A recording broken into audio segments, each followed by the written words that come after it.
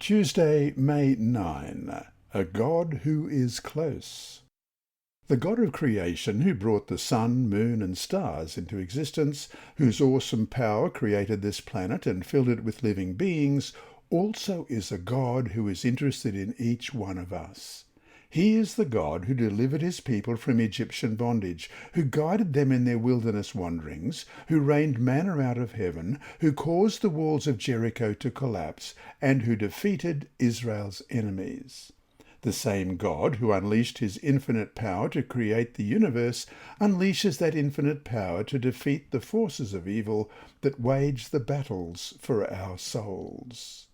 Read 2 Corinthians 5, verse 17, Psalm 139, 15-18, and Acts 17, 27, and of course Colossians 1, verse 17. What do these verses teach us about the closeness of God?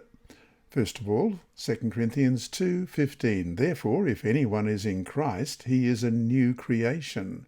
Old things have passed away. Behold, all things have become new. And Psalm 139, beginning at verse 15. My frame was not hidden from you when I was made in secret and skillfully wrought in the lowest parts of the earth. Your eyes saw my substance being yet unformed, and in your book they all were written. The days fashioned for me, when as yet there were none of them. How precious also are your thoughts to me, O God! How great is the sum of them! If I should count them, they would be more in number than the sand. When I awake, I am still with you.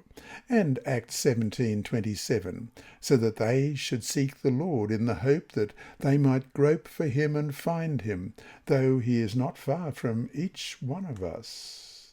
Theologians talk about the transcendence of God. That is, the idea that God exists above and over all of the creation.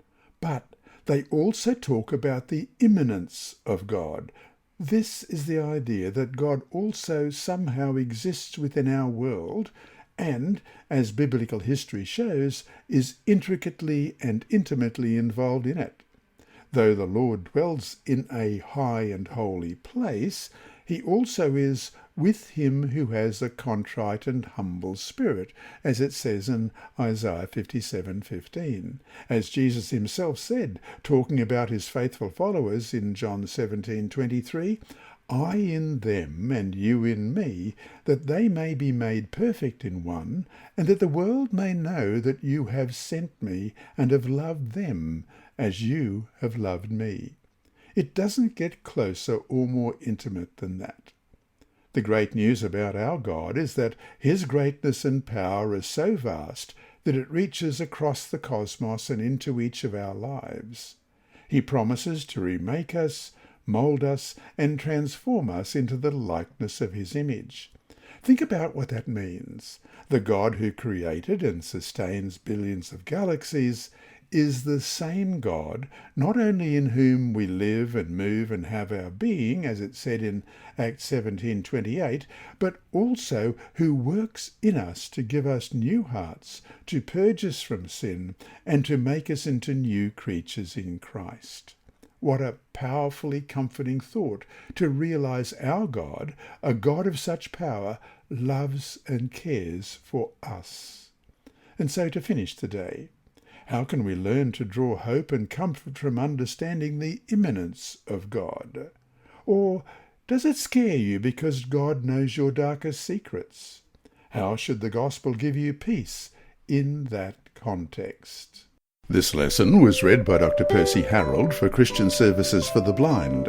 Sponsored by the Sabbath School Department and distributed through Hope Channel Australia, this podcast is also redistributed by Hope Channel Germany, Christian Record Services for the Blind. It is also available on SoundCloud and through multiple podcast distributors, including Apple iTunes. And you can listen and watch at the same time on YouTube.